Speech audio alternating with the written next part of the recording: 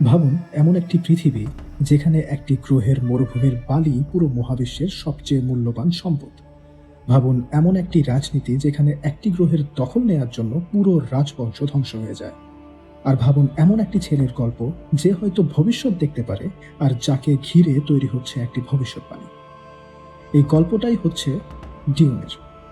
এটা শুধু একটি সায়েন্স ফিকশন সিনেমা না, এটা একই সাথে পলিটিক্স, রিলিজিয়ন, পাওয়ার, বেঁচে থাকার লড়াই এবং ডেস্টিনির গল্প।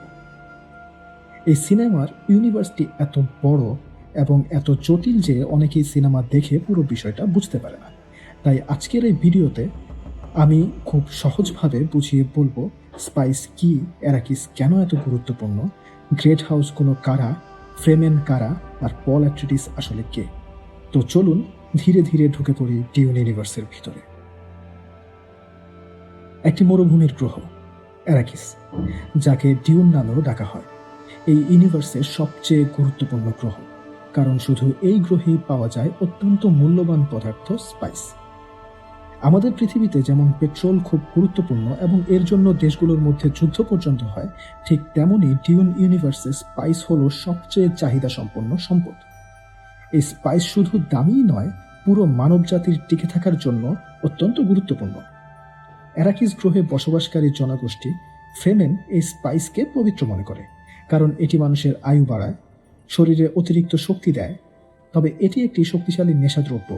নিয়মিত ব্যবহারের ফলে ফ্রেমেনদের চোখ গাঢ় নীল হয়ে যায়, যা তাদের একটি বিশেষ বৈশিষ্ট্য।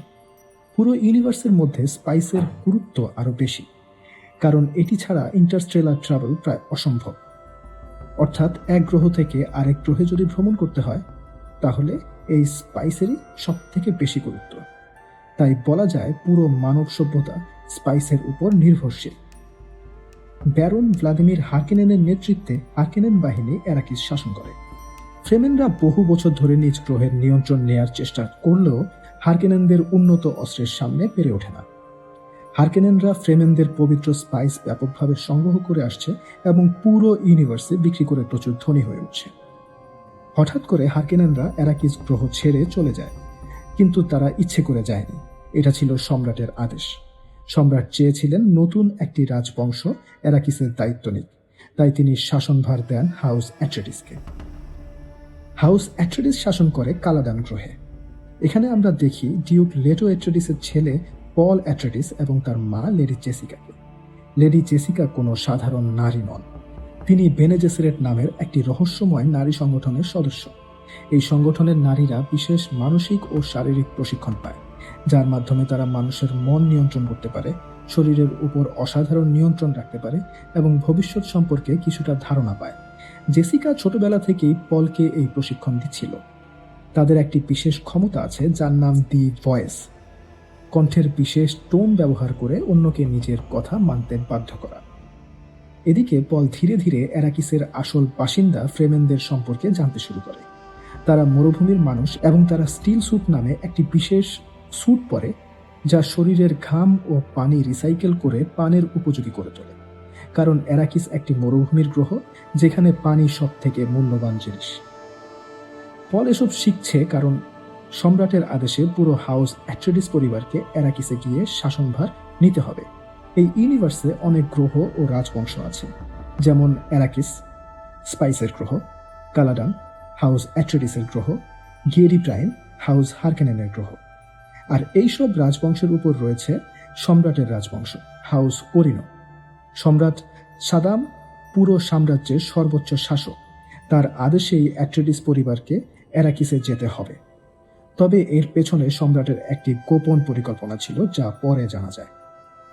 এরপর আমরা দেখি কিছু মানুষ আসে ডিউক লেটোর সাথে দেখা করতে, যাদের বলা হয় ল্যান্ডসরাট। এটি একটি শক্তিশালী রাজনৈতিক সংগঠন যেখানে বিভিন্ন গ্রহের রাজবংশের প্রতিনিধিরা থাকে। এটি অনেকটা আমাদের পৃথিবীর জাতিসংঘের মতো, যারা সম্রাটের ক্ষমতার ভারসাম্য বজায় রাখে। তারা আসে সেই চুক্তি নিয়ে আলোচনা করতে, যেখানে বলা হয়েছে হার্কেনেনরা অ্যারাকিস ছেড়ে দেবে এবং হাউস অ্যাট্রেইডিস সেখানে শাসন করবে। এই বৈঠকে আমরা বেনে জেসেরেটের একজন সদস্যকে দেখি। বেনে জেসেরেট হাজার বছর ধরে রাজনীতি, ধর্ম এবং মানুষের জেনেটিক ভবিষ্যৎ নিয়ন্ত্রণ করার চেষ্টা করছে। এরপর ডিউক লেটো চুক্তিতে রাজি হন এবং অ্যারাকিসে যাওয়ার প্রস্তুতি নেন। তার সাথে থাকে থুফির হাওয়াত, যাকে বলা হয় মেন্টাত। মেন্টাতরা হচ্ছে বিশেষভাবে প্রশিক্ষিত মানুষ, যারা সুপার কম্পিউটারের মতো কাজ করতে পারে, দ্রুত হিসাব, স্ট্র্যাটেজি, সম্ভাবনা বিশ্লেষণ সব করতে পারে। কারণ এই গল্পটি যে সময়ের, তখন সাল 10,191। মানুষ কোনো এআই বা কম্পিউটার ব্যবহার করে না। অতীতে মানুষের সাথে মেশিনের ভয়াবহ যুদ্ধ হয়েছিল, যাকে বলা হয় বাটলারিয়ান জিহাদ। এরপর মানুষ সিদ্ধান্ত নেয় আর কখনো চিন্তাশীল মেশিন তৈরি করবে না। অন্যদিকে স্পাইসের প্রভাবে কিছু মানুষ পরিবর্তিত হয়ে গিল্ড নেভিগেটরস হয়ে যায়। তাদের শরীর অদ্ভুত হলেও তারা মহাকাশের সম্ভাব্য পথ দেখতে পারে। এই ক্ষমতা দিয়ে তারা মহাকাশযানকে নিরাপদে এক গ্রহ থেকে আরেক গ্রহে নিয়ে যায়, অর্থাৎ পুরো ইউনিভার্সের স্পেস ট্রাভেল তাদের উপর নির্ভরশীল। যাই হোক, চুক্তির পর পল তার ঘনিষ্ঠ বন্ধু ডাঙ্কেন আইডাহুর সাথে দেখা করে। ডাঙ্কেন একজন দক্ষ যোদ্ধা এবং পলকে ছোট ভাইয়ের মতো ভালোবাসে। পল জানতে পারে সবার আগে ডাঙ্কেনকে অ্যারাকিসে পাঠানো হবে, যাতে সে ফ্রেমেনদের সাথে যোগাযোগ করে তাদের সাথে বন্ধুত্ব গড়ে তুলতে পারে। কারণ অ্যাট্রেডিস পরিবার জানতো অ্যারাকিসে টিকে থাকতে হলে ফ্রেমেনদের সাথে ভালো সম্পর্ক বজায় রাখতে হবে। পল তার সাথে আগে যেতে চাইলেও ডাঙ্কেন রাজি হয় না, কারণ এটি ঝুঁকিপূর্ণ মিশন। পলের আগে যেতে চাওয়ার আরেকটি কারণ ছিল, সে বারবার একটি মেয়ে চানিকে স্বপ্ন দেখছিল। সেই ভিশনে সে ফ্রেমেনদের যুদ্ধ এবং ডাঙ্কেনের মৃত্যু দেখে। তবে ডাঙ্কেন এসব বিশ্বাস করে না, কারণ এগুলো শুধু স্বপ্নই মনে হচ্ছিল তখন পর্যন্ত। এরপর পল তার বাবা ডিউক লেটোর সাথে কথা বলে। সে জানায় অ্যারাকিসে গিয়ে ফ্রেমেনদের সাথে শক্তিশালী অ্যালায়েন্স করতে হবে। লেটো তখন বলে সে বুঝতে পারছিল অন্য রাজপরিবারগুলো তাদের বিরুদ্ধে ষড়যন্ত্র করছে, তাই সে চেয়েছিল পল যেন তার সাথে কাউন্সিলে বসে এবং এখন থেকেই রাজনীতি, নেতৃত্ব এবং শত্রুমিত্র চিনতে শিখে। এরপর পল যুদ্ধের প্রশিক্ষণ নেয় গার্নি হালেকের কাছ থেকে। তারা লড়াইয়ের সময় একটি বিশেষ ডিভাইস ব্যবহার করে, যাকে বলা হয় শিল্ড। এটি শরীরের চারপাশে একটি প্রতিরক্ষা বলয় তৈরি করে, যা দ্রুত আঘাত ঠেকায়। তবে শিল্ডের দুর্বলতা আছে, ধীরে এবং কৌশলে আঘাত করলে এটি ভেদ করা যায়। তাই যুদ্ধের ক্ষেত্রে দ্রুত নয়, বরং ধীরে ও পরিকল্পিত আঘাতই বেশি কার্যকর। অন্যদিকে আমরা গিয়েরি প্রাইম গ্রহ দেখি, যেখানে শাসন করে নিষ্ঠুর ব্যারন ভ্লাদিমির হারকেনেন। অ্যারাকিস ছেড়ে আসার পর ভাইপো রাবান খুব রেগে যায়, কারণ তারা অনেক বছর ধরে অ্যারাকিস শাসন করেছে, আর এখন সম্রাট সাদাম তাদের গ্রহ ছেড়ে দিতে বলেছে। কিন্তু ব্যারন তাকে শান্ত করে এবং জানায় এটা তাদের পরিকল্পনার অংশ। আপাতত অ্যাট্রেডিসদের অ্যারাকিস শাসন করতে দেয়া হবে এবং পরে ফাঁদ পেতে তাদের পুরোপুরি ধ্বংস করা হবে। শেষ পর্যন্ত অ্যারাকিস আবার হারকেনেনদের দখলে ফিরে আসবে। অন্যদিকে এক রাতে পল ঘুমিয়ে থাকলে তার মা লেডি জেসিকা তাকে জাগায়, কারণ একজন গুরুত্বপূর্ণ নারী এসেছেন, যার নাম হেলেন মহিয়াম। তিনি বেনে জেসেরেট সংগঠনের একজন রেভারেন্ট মাদার এবং খুব উচ্চপদস্থ সদস্য। তিনি পলের একটি ভয়ঙ্কর পরীক্ষা নেন, যার নাম গম জাব্বার পরীক্ষা। পলকে একটি বাক্সে হাত ঢোকাতে বলা হয়, যেখানে ভয়ঙ্কর যন্ত্রণা অনুভব হয়, যেন তার হাত পুড়ে যাচ্ছে। তাকে বলা হয় যদি সে যন্ত্রণার ভয়ে হাত বের করে, তাহলে সঙ্গে সঙ্গে তাকে বিষাক্ত সুই দিয়ে মেরে ফেলা হবে। সেই বিষাক্ত সুইটি হলো গম জাব্বার। এই পরীক্ষার উদ্দেশ্য ছিল পল সত্যিকারের মানুষ নাকি পশুর মতো শুধু যন্ত্রণার ভয়ে প্রতিক্রিয়া দেখায় সেটা পরীক্ষা করা। বেনে জেসেরেটদের মতে মানুষ যন্ত্রণা সহ্য করে যুক্তি দিয়ে সিদ্ধান্ত নিতে পারে, কিন্তু পশু শুধু বাঁচার জন্য তৎক্ষণাৎ প্রতিক্রিয়া দেখায়। পল ভয়ঙ্কর যন্ত্রণা সহ্য করেও হাত বাক্সের ভেতর রাখে এবং পরীক্ষায় পাশ করে। এই দৃশ্যটি খুবই ইন্টেন্স। পল ভেতরে যন্ত্রণায় কষ্ট পাচ্ছে, আর বাইরে দাঁড়িয়ে তার মা জেসিকা ছেলের চিৎকার শুনেও কিছু করতে পারছে না, কারণ বেনে জেসেরেট সংগঠনের নিয়ম তার ব্যক্তিগত অনুভূতির চেয়েও বেশি গুরুত্বপূর্ণ। এরপর রেভারেন্ট মাদার হেলেন মহিয়াম পলকে জিজ্ঞেস করে সে কি কি স্বপ্ন দেখে। পল বলে সে বারবার ফ্রেমেন, মরুভূমি এবং চানি নামের একটি মেয়েকে স্বপ্ন দেখে, কিন্তু কেন দেখে সে জানে না। চলে যাওয়ার আগে রেভারেন্ট মাদার লেডি জেসিকাকে বলে যে সে বড় ভুল করেছে, কারণ বেনে জেসেরেটের আদেশ ছিল জেসিকা একটি মেয়ে সন্তানের জন্ম দেবে, কিন্তু জেসিকা সে আদেশ না মেনে পলের জন্ম দেয়। এটা গুরুত্বপূর্ণ কারণ বেনে জেসেরেট বহু প্রজন্ম ধরে বিভিন্ন রাজপরিবারের রক্তধারা নিয়ন্ত্রণ করে একটি বিশেষ মানুষকে জন্ম দেওয়ার পরিকল্পনা করছিল। সেই মানুষটির নাম কুইৎজাস হাদেরাক। যে ভবিষ্যৎ দেখতে পারবে এবং মানবজাতির ইতিহাস বদলে দেবে। পরিকল্পনা ছিল জেসিকার মেয়ে সন্তানের সাথে হারকেনেন পরিবারের একজনের বিয়ে হবে এবং তাদের সন্তানই হবে সেই কুইজাটস হাদেরাক। কিন্তু জেসিকা ডিউক লেটোকে ভালোবাসত, আর লেটো ছেলে সন্তান চেয়েছিল, তাই জেসিকা পলের জন্ম দেয়। তাই বেনে জেসেরেটরা মনে করে পল হয়তো সেই পরিকল্পনারই ফল, কিন্তু সে সময়ের আগেই জন্মেছে, তাই সে বিপজ্জনকও হতে পারে। পল ধীরে ধীরে বুঝতে পারে তার মা সাধারণ কেউ নয়, সে একজন শক্তিশালী বেনে জেসেরেট এবং তার একটি গোপন উদ্দেশ্য ছিল। এরপর অ্যাট্রেডিস পরিবার তাদের নিজ গ্রহ কালাডান ছেড়ে অ্যারাকিসে চলে যায়, যা এখন তাদের নতুন বাসস্থান। অ্যারাকিসে পৌঁছানোর পর কিছু ফ্রেমেন পলকে দেখে লিসানাল গাইব বলে ডাকে। এর অর্থ voice from the outer world, অর্থাৎ বাইরের জগৎ থেকে আসা ত্রাণকর্তা। ফ্রেমেনদের মধ্যে একটি ভবিষ্যৎবাণী ছিল যে বাইরের একজন এসে তাদের মুক্তি দেবে এবং গ্রহে পরিবর্তন আনবে। এই ভবিষ্যৎবাণী আসলে বেনে জেসেরেটরাই ছড়িয়েছিল। এরপর তারা উড়ন্ত যান অর্নিথপ্টারে করে অ্যারাকিসের রাজধানী অ্যারাকিনে তাদের নতুন প্রাসাদে যায়। সেখানে জেসিকা একজন ফ্রেমেন গৃহপরিচারিকা সাদাউট মেপসের সাথে দেখা করে। প্রথমে মনে হয় সে হয়তো আক্রমণ করবে, কারণ তার কাছে একটি লুকানো ছুরি ছিল, কিন্তু পরে বোঝা যায় সে জেসিকাকে একটি উপহার দিতে এসেছে। সে জেসিকাকে একটি বিশেষ ছুরি দেয়, যাকে ক্রিস্ট নাইফ বলা হয়। এই ছুরি অ্যারাকিসের সবচেয়ে পবিত্র প্রাণী বড় স্যান্ডওয়ার্মের দাঁত দিয়ে তৈরি। ফ্রেমেনদের কাছে এটি খুব পবিত্র, তারা সহজে এটি কাউকে দেয় না। তাই এই ছুরি দেওয়ার মানে ফ্রেমেনরা জেসিকা ও পলকে সাধারণ মানুষ নয়, বরং বিশেষ কেউ হিসেবে দেখছে। অ্যারাকিসে এসে পল সেই গ্রহের সবচেয়ে ভয়ঙ্কর ও পবিত্র প্রাণী বিশাল স্যান্ডওয়ার্ম সম্পর্কে জানতে পারে। ফ্রেমেনরা এটিকে সাই হলুদ বলে এবং দেবতার মতো সম্মান করে। হঠাৎ পলের উপর গুপ্ত আক্রমণ হয়। একটি ছোট যান্ত্রিক ডিভাইস নাম হান্টার সিকার তার রোমে ঢুকে তাকে মারার চেষ্টা করে। এটি দূর থেকে কন্ট্রোল করা হচ্ছিল। পল বুদ্ধি করে একদম চুপ করে থাকে, কারণ এটি নড়াচড়া দেখলেই আক্রমণ করে।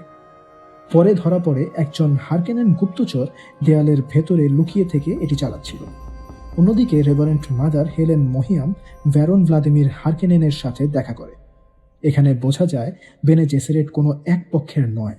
সে ব্যারনকে বলে অ্যাট্রেডিসদের ধ্বংস করতে সমস্যা নেই, কিন্তু পল ও লেডি জেসিকাকে মারা যাবে না, কারণ তাদের নিয়ে আলাদা পরিকল্পনা আছে। এরপর আমরা দেখি ফ্রেমেন নেতা স্টিলগার ডিউক লেটোর সাথে দেখা করে। লেটো জানায় তারা যুদ্ধ করতে নয়, বরং ফ্রেমেনদের সাথে বন্ধুত্ব করতে এসেছে। এতে স্টিলগার সন্তুষ্ট হয়। এরপর লেটো তার লোকজন নিয়ে স্পাইস সংগ্রহের কাজ দেখতে যায় এবং সেখানে লাইট কাইন্সের সাথে দেখা করে, যিনি একজন ইম্পেরিয়াল প্ল্যানেটোলজিস্ট, যার চোখ নীল, মানে সে দীর্ঘদিন স্পাইসের সংস্পর্শে ছিল, যা ফ্রেমেনদের মধ্যে সাধারণ।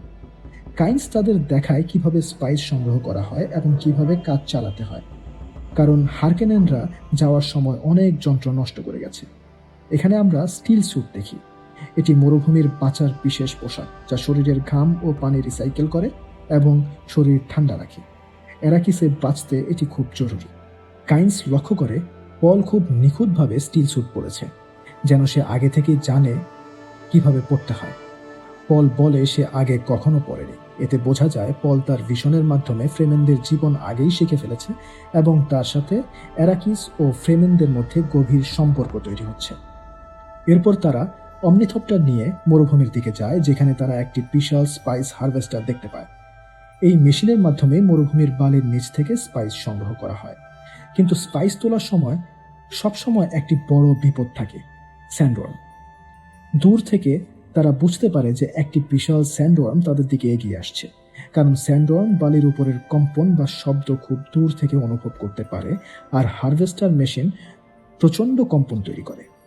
সাধারণত হারভেস্টারকে তুলে নেওয়ার জন্য একটি ক্যারিয়ার আসে, কিন্তু দুর্ভাগ্যবশত সেই ক্যারিয়ারের মেকানিক্যাল সমস্যা হয়, ফলে হারভেস্টারকে সময় মতো সরানো যায় না।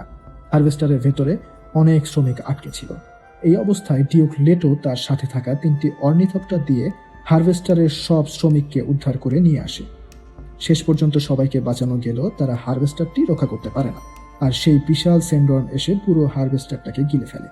এই ঘটনার সময় পল মরুভূমির মধ্যে স্পাইসের সংস্পর্শে আসে এবং সে তীব্র ভীষণ দেখতে শুরু করে। স্পাইস মানুষের মানসিক ক্ষমতা বাড়িয়ে দেয়, আর পলের ক্ষেত্রে সেই ক্ষমতা অনেক বেশি শক্তিশালী ছিল। পরে সুক ডাক্তার ওয়েলিংটন ইউএ পলকে পরীক্ষা করে এবং বলে যে স্পাইসের কারণে সে হ্যালুসিনেট করেছে। কিন্তু আসলে এগুলো শুধু হ্যালুসিনেশন ছিল না। পল ভবিষ্যতের কিছু ঘটনা দেখতে শুরু করেছিল। তার ভিশনে সে দেখেছিল সেই চানি নামের মেয়েটিকে, একটি ক্রিস্ট নাইফ, তার মা জেসিকার কোলে একটি বাচ্চা যার চোখ পুরো নীল। পল তখন তার মা লেডি জেসিকাকে বলে যে সে গর্ভবতী। জেসিকা অবাক হয়ে যায়, কারণ পলের এটা জানার কথা না। পরে আমরা জানতে পারি জেসিকা সত্যিই গর্ভবতী ছিল। এরপর আমাদের নিয়ে যাওয়া হয় সালুসা সেকান্ডাস গ্রহে, যা সম্রাটের একটি ভয়ঙ্কর কারাগার গ্রহ। এখানে সম্রাটের সবচেয়ে ভয়ঙ্কর সৈন্যদল তৈরি হয়, যাদের বলা হয় সাদুকার। এরা পুরো ইউনিভার্সের সবচেয়ে ভয়ঙ্কর ও প্রশিক্ষিত সৈনিক। সম্রাট সাদাম আসলে হাউস অ্যাট্রেডিসকে ভয় পেতে শুরু করেছিল, কারণ লেটো খুব সৎ শাসক ছিল এবং অনেক গ্রেট হাউস তাকে সমর্থন করত। তার জনপ্রিয়তা এবং রাজনৈতিক শক্তি এত বেশি হয়ে যাচ্ছিল যে সম্রাট ভাবল ভবিষ্যতে লেটো তার জন্য হুমকি হয়ে উঠতে পারে।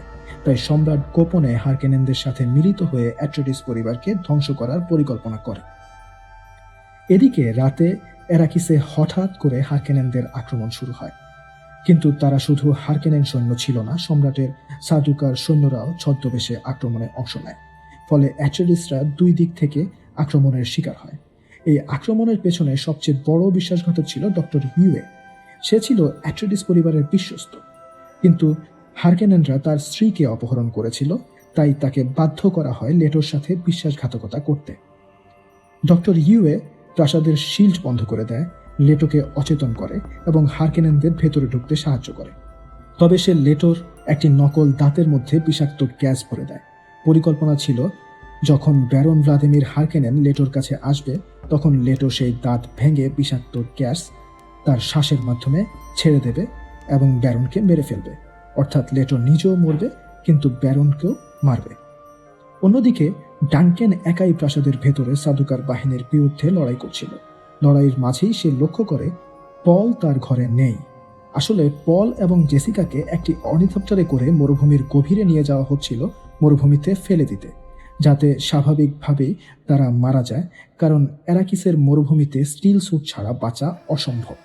কিন্তু জেসিকা দি ভয়েস ব্যবহার করে হারকেনেন সৈন্যদের নিজেদের মধ্যেই বিভ্রান্ত করে ফেলে এবং শেষ পর্যন্ত তাদের হত্যা করে ফেলে। মারা যাওয়ার আগে একজন সৈনিক অর্নিথপ্টারের সিস্টেম জ্যাম করে দেয়। অর্নিথপ্টারের ভিতরে তারা কিছু বেঁচে থাকার কিট এবং লেটোর রাজ আংটি খুঁজে পায়, যেটি রেখে গিয়েছিল ডক্টর ইউএ। এরপর পল ও জেসিকা মরুভূমিতে নেমে আসে। তারা দূর থেকে দেখে অ্যাট্রেডিসের পুরো শহর ধ্বংস হয়ে গেছে। অন্যদিকে লেটোকে বন্দী করে আনা হয় ব্যারনের সামনে। তখন ডক্টর ইউএ তার প্রতিশ্রুতি অনুযায়ী তার স্ত্রীকে ফেরত চাইলে ব্যারন জানায় তার স্ত্রীকে আগেই হত্যা করা হয়েছে। এরপর ব্যারন নিষ্ঠুরভাবে ইউএকে হত্যা করে। এই অবস্থায় লেটো ধীরে ধীরে শেষ চেষ্টা করে। সে তার নকল দাঁতের ভেতরে লুকানো বিষাক্ত গ্যাস ছেড়ে দেয়। মুহূর্তেই সেই ঘরের প্রায় সবাই মারা যায়, তবে দুর্ভাগ্যবশত ব্যারন বেঁচে যায়। অন্যদিকে পল তার পিতার রাজপরিবারের আংটি দেখে বুঝতে পারে তার বাবা আর বেঁচে নেই। এই মুহূর্তে সে আবার তীব্র ভীষণ দেখতে শুরু করে। সে দেখতে পায় একটি বিশাল পবিত্র যুদ্ধ, যেখানে তার নাম ব্যবহার করে যুদ্ধ হচ্ছে। ফ্রেমেনরা অ্যাট্রেডিসের পতাকা নিয়ে লড়াই করছে এবং তার নিজের চোখও নীল হয়ে গেছে, ঠিক ফ্রেমেনদের মতো। সে আবার চানিকেও দেখতে পায়। এই ভীষণগুলো দেখে পল বিভ্রান্ত হয়ে যায়। এই অবস্থায় পল তার মায়ের উপর রাগান্বিত হয়। সে মনে করতে থাকে বেনে জেসেরেটদের পরিকল্পনা এবং তার মায়ের সিদ্ধান্তের কারণেই তার জীবনে এত অদ্ভুত এবং ভয়ঙ্কর ঘটনা ঘটছে। সে অনুভব করতে থাকে যে তাকে কোনো বড় কিছুর জন্য তৈরি করা হচ্ছে, কিন্তু সেই বড় কিছু জিনিসটা আসলে কি সেটা তখনও তার কাছে পরিষ্কার নয়। পরের দিন সকাল পর্যন্ত পল এবং তার মা তাঁবু বানিয়ে মরুভূমিতে লুকিয়েছিল। সকালে তারা তাঁবু থেকে বেরিয়ে আসে এবং ঠিক সেই সময় ডাঙ্কেন একটি অর্নিথপ্টার নিয়ে সেখানে আসে। পল ও জেসিকাকে জীবিত দেখে সে খুবই খুশি হয়। তাদের সাথে ছিল কাইন্স, যাকে প্রথমে ইম্পেরিয়ালের লোক মনে হলেও আসলে সে ফ্রেমেনদের পক্ষের মানুষ ছিল। তারা একটি পরিত্যক্ত ইম্পেরিয়াল টেস্টিং সেন্টারে যায়। তারা জানতে পারে এরাকিসকে একসময় সবুজ গ্রহ বানানোর পরিকল্পনা করা হয়েছিল, কিন্তু যখন স্পাইস আবিষ্কার হয় তখন পুরো গ্রহটাই ব্যবসার জায়গা হয়ে যায়, আর গ্রহটাকে সবুজ বানানোর পরিকল্পনা গুরুত্ব হারিয়ে ফেলে, কারণ স্পাইস ছিল পুরো ইউনিভার্সের সব থেকে মূল্যবান সম্পদ। এই সময় হঠাৎ করে সার্দুকার সৈন্যরা সেখানে আক্রমণ করে। তখন ডাঙ্কেন একাই সার্দুকারদের বিরুদ্ধে লড়াই করতে থাকে এবং শেষ পর্যন্ত নিজের জীবন দিয়ে পল ও জেসিকাকে পালানোর সুযোগ করে দেয়। অন্যদিকে কাইন্সকেও সার্দুকাররা মেরে ফেলে। মৃত্যুর আগে কাইন্স বলে সে সম্রাটের লোক নয়, সে শুধু একজনকেই মানে, শাই হলুদ। এখানে একটি গুরুত্বপূর্ণ বিষয় বলা হয়, স্যান্ডওয়ার্ম পবিত্র কেন? কারণ স্যান্ডওয়ার্মের জীবনচক্রের কারণে স্পাইস তৈরি হয়, অর্থাৎ স্যান্ডওয়ার্ম না থাকলে স্পাইসও থাকবে না, আর স্পাইস না থাকলে স্পেস ট্রাভেল, গিল্ড নেভিগেশন কিছুই সম্ভব হবে না। তাই পুরো ইউনিভার্স আসলে এই স্যান্ডওয়ার্মের উপর নির্ভরশীল। অন্যদিকে পল ও জেসিকা একটি অর্নিথপ্টার নিয়ে পালিয়ে যায়, কিন্তু তাদের পিছনে সার্দুকার তাড়া করছিল। পালাতে গিয়ে তারা একটি বিশাল বালির ঝড়ের মধ্যে পড়ে। এই ঝড় এতটাই শক্তিশালী ছিল যে সাধারণ কোনো বিমান এর মধ্যে টিকে থাকতে পারে না। সার্দুকাররা মনে করে পল ও জেসিকা ঝড়ের মধ্যে মারা গেছে, কিন্তু পলের অর্নিথপ্টার ক্ষতিগ্রস্ত হলেও তারা প্রাণে বেঁচে যায়। অন্যদিকে রাবান তার কাকা ব্যারনের কাছে গিয়ে জানায় যে অ্যাট্রেডিস পরিবারকে ধ্বংস করা হয়েছে।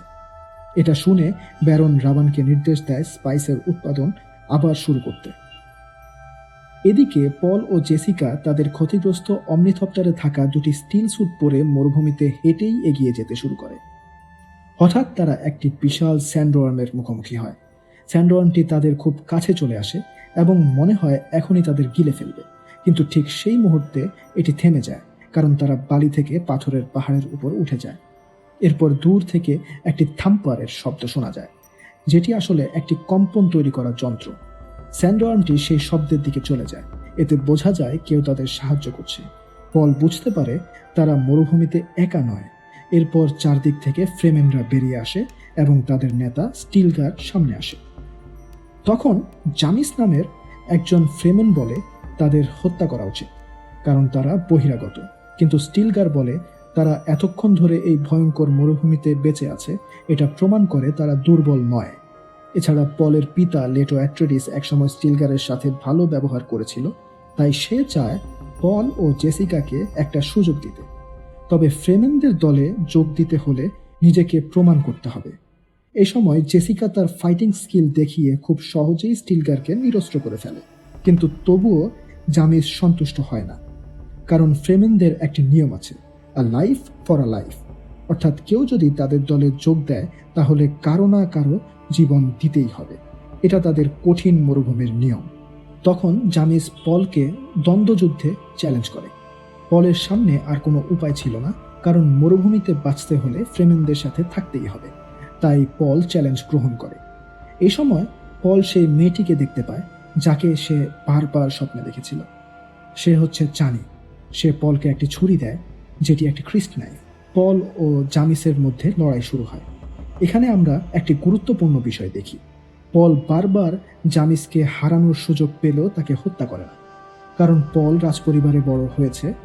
সে কখনো কাউকে হত্যা করেনি, সে যুদ্ধকে খেলার মতো ভাবছিল। কিন্তু এটা ছিল জীবন মৃত্যুর লড়াই, এখানে দয়া দেখালে চলবে না। অবশেষে পল নিরুপায় হয়ে জামিসকে হত্যা করে। এই প্রথম পল একজন মানুষকে হত্যা করে, এবং এই ঘটনাটি তার জীবনের বড় টার্নিং পয়েন্ট। এখান থেকেই সে ধীরে ধীরে মরুভূমির মানুষ হতে শুরু করে। পল বুঝতে পারে সে আগে যে ভীষণগুলো দেখেছিল সেগুলো সত্যি হচ্ছে। ছুরিটা, লড়াই, রক্ত, সবকিছু সে আগেই দেখেছিল। মানে তার ভাগ্য তাকে এই পথেই নিয়ে এসেছে। জেসিকা স্টিলগারকে বলে তারা নিজেদের গ্রহে ফিরে যেতে চায়, কিন্তু পল বলে না। সে অনুভব করে তার পিতা লেটো অ্যাট্রেডিস শুধু স্পাইসের জন্য অ্যারাকিসে আসেনি, সে ফ্রেমেনদের সাথে বন্ধুত্ব করতে চেয়েছিল, তাদেরকে সাহায্য করতে চেয়েছিল, আর সেই কাজটাই এখন পল শেষ করবে। তাই পল সিদ্ধান্ত নেয় সে অ্যারাকিস ছেড়ে যাবে না, সে ফ্রেমেনদের সাথেই থাকবে। শেষে তারা ফ্রেমেনদের সাথে তাদের বসতির দিকে যেতে থাকে। যাওয়ার সময় পল একটি অবিশ্বাস্য দৃশ্য দেখে। একজন ফ্রেমেন একটি বিশাল স্যান্ডওয়ার্মের পিঠে চড়ে সেটাকে নিয়ন্ত্রণ করছে। এটা দেখে পল অবাক হয়ে যায়। তখন চানি বলে, this is only the beginning. এখানেই ডিউন পার্ট 1 সিনেমার সমাপ্তি হয়। ডিউন পার্ট 2 এর কাহিনী জানতে আমাদের সাথেই থাকুন।